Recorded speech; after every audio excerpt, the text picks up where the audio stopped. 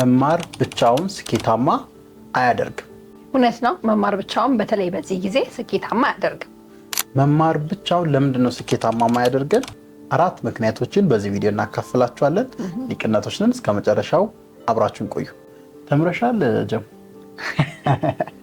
ምን ጥያቄ ያለው ከዲግሪ ማስተርስ ጭምር። ግን የምር የተማርኳቸው ነገሮች ህይወቴ ላይ ትልቅ ኢምፓክት ነበራቸው ብዬ ሳስብ ግን ኦሬድ ሳደርጋቸው የሆነ ያህሉ ይወድቃል።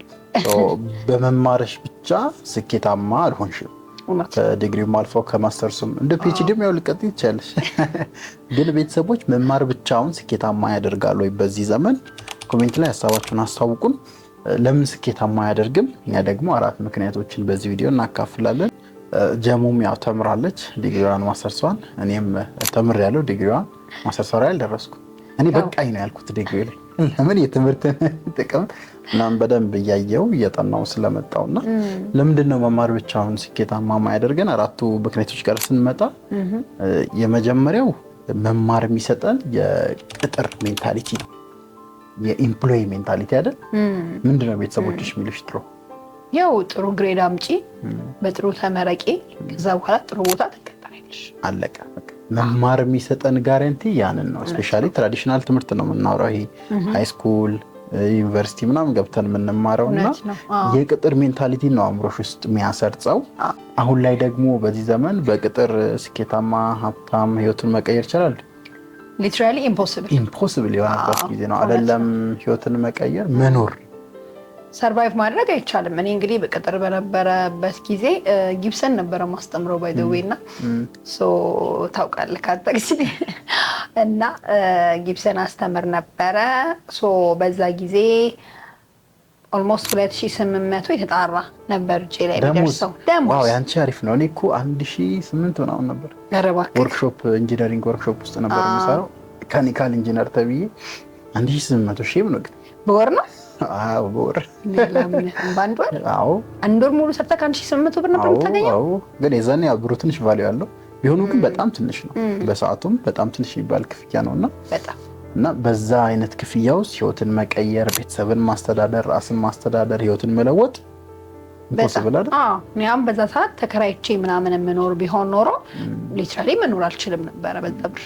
ከዛ በኋላ አሲስታንት ሆኜ ከዛ በኋላ ደግሞ ወደ ሜን ቲቸር ደግሞ ሲሸጋገር ደግሞ 3000 ብር ሆነ ተጨምሮ ማለት ነው። እና ላይክ ምንም ከቶም የቤት ኪራይ ቢያንስ እስከ 1500 እስከ 2000 መክፈል ነበረብኝ። ግን እንደዛ አልሆነም። ያው ቤተሰቦች ጋር ስለምኖር ይበቃኝ ነበር በሰዓቱ ማለት ነው። ስለዚህ አንደኛው የመማር ክፍተት አእምሯችን ቅጥር ላይ ብቻ ፎከስ እንዲያደርግ፣ ቤተሰብ እንዳልሽው ቤተሰብም የሚለን ያው ተማሩ፣ አጥኑ፣ አንብቡ፣ ጎበዝ ተማሪ ትሆናላችሁ፣ እንዳልሽው ትቀጠራላችሁ፣ አሪፍ ድርጅት ውስጥ አሪፍ ደሞዝ በሚል ጊዜ ነው። በእነሱ ጊዜ ምናልባት ወርክአውት አድርጎ ሊሆን ይችላል። ግን አሁን ላይ መቀጠር፣ በመማር ውስጥ የምንመጣው መቀጠር ሜንታሊቲ ብቻውን ስኬታማ አያደርግም። ሰው ከዛ ተሻሽላችሁ መገኘት አለባችሁ። መማር መቀጠርን ብቻ አእምሯችን ስለሚያሰርጽ ስኬታማ እንዳንሆን ያደርገናል። ከመቀጠር በላይ በደንብ አስቡ ለማለት እንወዳለን። ወደ ሁለተኛው ምክንያት እንምጣ። ሁለተኛው ምክንያት ደግሞ መማር የሚሰጠን ጀነራል ኖሌጅ ነው። ስፔሲፊክ የሆነ አይደለም ስኪል አናገኝበትም። አሁን ላይ ገበያው ላይ ተፈላጊ የሆኑ ክህሎቶች አሉ። ለምሳሌ ትምህርት ቤት ተመርቀሽ ስትወጪ ስኪሉ ሚያው ቢኖርሽ ሳትመረቂም ልትቀጠሪ ወይም ሌላ ደሞዝ ወይም ሌላ ቢዝነስ ልትጀምሪ ትችይ ነበር። ግን አይ ቲንክ በመማር ውስጥ ጀነራል ኖሌጅ እኮ ውሃ H2O ይባላል። 2 ሃይድሮጅን እና አንድ ኦክሲጅን ሞሌኪውል አለው። ካርቦን ዳይኦክሳይድ ምና ብቻ አስቂኝ እኮ ነው። እዚህ ልሻል አይደል? ስለ ዩኒቨርሲቲ አሁን ስትማሪ የኳሷ በምን ያህል ፍጥነት ሜትር ፐር ሰከንድ ሄደች ምናምን፣ ኳሷ በምን ያህል ሜትር ፐር ሰከንድ ርቀት ነው ሮናልዶ የጠለዛት፣ ፖሉን ተጋጭቶ ሲመጣ የነበረው ቬሎሲቲ ስንትና እንደዛ አይነት ናቸውና የት ላይ ነው የተጠቀምኩት ብዬ ሳስብ ግን ላይፌን በጣም ኢንተግሬሽኑ ምናምን ትዝ ይልሻል? ማትስ ላይ ወይኔ እና ይሄ ጀነራል ናውሌጅ ላይክ በህይወት ማይኖር ምናልባት ሳይንቲስት ምናምን ከሆንሽ ልትኖሪ ትችያለሽ። ግን በአብዛኛው ኢትዮጵያዊ ህይወት ጀነራል ናውሌጅ ነው። ሙያ ገንዘብ የሚያስገኝ ቢዝነስ እንድትመሰርቱ የሚያግዛችሁን ነገር መማር ውስጥ አይሰጥም።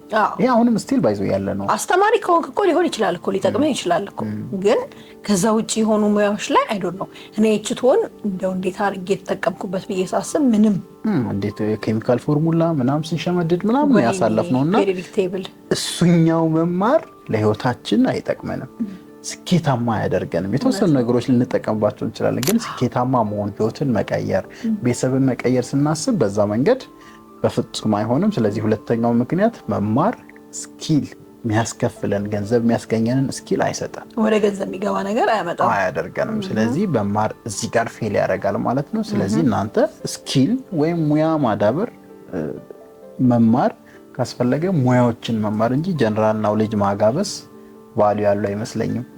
እውነት ነው። ሳይንቲስት ልትሆኑበት አስተማሪ ልትሆኑበት ምናምን ካልሆነ በስተቀር ፔሪድ ቴብል ሸምድዳችሁ ብዙ ህይወታችሁ ላይ የሚመጣ ለውጥ የለም ባጭሩ ማለት ነው። ስለዚህ ስኪል ላይ ሙያ ላይ አተኩሩ ማለት እንፈልጋለን። ወደ ሶስተኛው መማር ስኬታማ ወደማያደርግበት ምክንያት ስንመጣ መማር ብዙ ጊዜ ውድቀትን እንድንፈራ ያደርገናል። ብታምኑም ባታምኑ በጣም የተማረ ሰው ውድቀት በጣም ነው የሚፈራው። አይወድም። አንቺ አሁን ጎበዝ ተማሪ ነበርሽ? በጣም ጎበዝ ተማሪ ነበርኩኝ። ከ50 ለምሳሌ ከ50 በቃ ያመጣሁት ኤክስ ላይ ነው ፎከስ ማደርገው። እኔም እንደዛ ነበር። በጣም ጎበዝ ተማሪ ነበርኩ። የደረጃ ምናምን ተማሪ የሚባልና ኤክስ ካመጣው እናድዳለሁ፣ እበሳጫለሁ። ኤክስ ካመጣው አስተማሪው ሊቃውንት ምን ሆነ ነው ምናምን ይናገረኛል። አብዛኛው አስተማሪ እንዴት ይሄን ኤክስ ታገኛለህ ምናምን። ቤተሰብም እንደዛ ውድቀትን ኤክስ ማግኘትን እንደ ሞት ነው እያየሽ የምትመጪው እና በህይወትሽ ማያስፈልግ ነገር ምናምን ነው ይመስል። ስለዚህ ከዛ የዛኔ የሚያድገው ሜንታሊቲ ውድቀትን እንድትፈሪ ያደርግሽ። ውድቀትን ከፍራሽ ደግሞ እዚህ ዓለም ላይ እንዴት ስኬታማ መሆን ይቻላል? ጭራሽ በቃ መሞከርና መሳሳት አይ ቲንክ የዚህ ዓለም ቁልፍ ይመስለኛል የስኬት በትክክል። ምክንያቱም ከተሳሳትሽዋ ነገር ተምረሽ ነው ነገ አስተካክለሽ አሪፍ ቦታ የምትደርሺው። እውነት ነው። ግን ትምህርት ቤት በተቃራኒው ውድቀትን እንድትፈሪ ያደርጋልና ብዙ ኤክስ ያገኘ ሰው ላይክ ይገለላል። ታስታውስ ከነበረ እኛ ትምህርት ቤት አይደው ነው እንግዲህ እኛ ትምህርት ቤት ማለት ነው ሁሌ ፈተና ሲሰጠን ላይክ ትንንሽ ውጤት ካመጡ ሰዎች ነው የሚጀመረው። ሼምፉል በቃ ሼምፉል በእውነት። ከዛ በኋላ ወደ ትልልቆቹ የሚኬደውና በቃ እዛ ሊስት ውስጥ ስምህ እንዳይጠራ በቃ ጥረት ታደርጋለህ። በጣም ትፈራለህ። ውድቀትን እኮ መፍራት ማለት ያ ነው። አስብ እንግዲህ አውላላ ሜዳ ላይ ያ ሁሉ ተማሪ ክላስ ሙሉ ተማሪ ባለበት ዝቅተኛ ውጤት ያመጡ ተማሪዎች ምናምን እየተባለ ወረቀት ሲሰጥ እንዴት እንደምትሸማቀቅ ማለት ነው። ከዛ በኋላ ውድቀት የሚባል ነገር ማየት አትፈልግም። ያ ሜንታሊቲ ሻድግና በትምህርት ቤት ስትወጪ ላይፍ ላይ ውድቀት ትፈሪያለሽ በጣም። ያ ማለት አዲስ ነገር አትሞክሪ። ታማውን ስኬታማ መሆን ህይወትን መቀየር ደግሞ በውድቀት ውስጥ በተደጋጋሚ ውድቀት ውስጥ የሚገኝ አይነት ክህሎት ነው፣ ስኪል ነውና በዚህ ምክንያት ኤዱኬሽን ፌል ያደርጋል። እዚህም ላይ ሀብታም እንዳትሆኑ ስኬታማ እንዳትሆኑ የሚያደርጋችሁ ምክንያት ነው። ፊር ኦፍ ፌሊየርን ያሰርጻል። እናንተ ግን በተቃራኒው ውድቀትን መለማመድ ውድቀት ማደጊያ እንደሆነ ማየታ በጣም አሁን ደግሞ እኛ ሀገር ደግሞ ትልቁ ችግር ደግሞ ያው ሰው ምን ይለኛል ነው አይደል? የሆነ ነገር ስታረግ የሆነ ውድቀትን የምትፈራበት ትልቁ ምክንያት ሰው ምን ይለኝ ይሆን ነው። በቃ ይሄን አድርጌ ሰው ምን ይለኝ ይሆን ነው። ስለዚህ ያ ነው በጣም ብዙ ሰዎችን ወደ ኋላ የሚያስቀረው። የሆነ ነገር ለመሞከር አዲስ ነገር ለማድረግ ምናምን ሲያስቡ እንዴ እንትን ቢሆን ምን ይሉኛል፣ እንደዚህ በወድቅ ምን ይሉኛል፣ አባቴ ምን ይለኛል፣ ወንድሜ ምን ይለኛል። በጣም እኛ ሀገር ያለ ትልቅ ችግር እሱ ነው። እሱንም አሸንፎ መውጣት ያስፈልጋል። ኤዱኬሽን ግን ያን ነው የሚሰጠን። አስተካክሉ ይሄን ባህሪ። ወደ መጨረሻው ትምህርት ስኬታማ የማያደርግበት ምክንያት ስንመጣ ትምህርት ስለ ገንዘብ አያስተምረንም። አይገርምም? አሁን ራሱ ሳስበው በአባዬ እንግዲህ ትምህርት ቤት ገብቷል፣ እኛ እንኳን እናስተካክላለን እና ምንም ስለ ገንዘብ አይወራም። ተምራችኋል? የለም። ገንዘብ ምንድን ነው? ገንዘብ እንዴት ነው የሚመጣው? ገንዘብ እንዴት ማግኘት ይችላል? አንድ ሰው ገንዘብን ለማግኘት ምን መስራት አለበት? ምን ብናደርግ ነው ገንዘባችንን ጥሩ ቦታ ኢንቨስት አድርገን ማባዛት የምንችለው? የለም።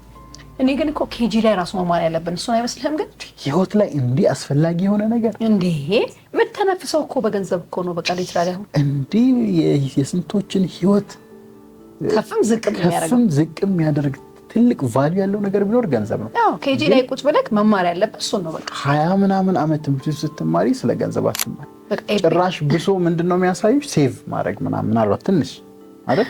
አዎ ማለት እሱም መጨረሻ ላይ ምናምን ኦልሞስት እንደ አላስፈላጊ ነገር ነው የምትማረው። አንተን ፎከስ የምታደርግበት አይደለም። እውነት ኪድስ ራሱ ቁጭ ብለው መማር ያለባቸው ኤቢሲዲ ሳይሆን ገንዘብ ነው። ገንዘብ እንዴት ይመጣል፣ እንዴት መልቲፕላይ ይደረጋል፣ ምን ላይ ኢንቨስት ማድረግ አለበት ምናምን፣ ቫሊዩ እንዴት ክሬት አድርጌ ገንዘብ ሰራለሁ። ህይወታችን ቤዚክስ ነገር ስለሆነና ያን ትምህርት ቤት አይሰጠንም። ያን ትምህርት ቤት ውስጥ ተምረሽ ካልወጣሽ ትምህርት ቤት ጨርሰሽ ትክክለኛ ሪል ወርልድ ላይ ስትመጪ ምን እንደምትሆኝ ጦጣ ነው የምትሆኝ። ምንም አይገባሽም። ገንዘብ እንዴት እንደሚገኝ እንዴት እንደሚሰራ አታውቂም። ከዜሮ ደግሞ ትጀምሪያለሽ እና በህይወትሽ ስኬታማ መሆን ደግሞ በዛ መንገድ በጣም ከባድ ነው። ወይ ጭራሽ በእውነት እኔ ትምህርት ቤት ብገነባ ብዬ ሳስብ ማስተምራቸውን ነገር ሳስብ በቃ ይሄንን ሊቀነት በነገራችን ላይ ዋና ዓላማውም እሱ ነው። እንደ ፊውቸር ትልቅ ዩኒቨርሲቲ ይኖረዋል። ህይወት ላይ የሚያስፈልጋችሁ በትክክል እንድትኖሩ አቅማችሁን እንድታወጡ የሚያደርጓችሁ ትምህርቶች ሪል ኤዱኬሽኖች። ይሄው ሪል ኤዱኬሽን የሆነን ሰው ህይወት ይቀይራል በእርግጠኝነት።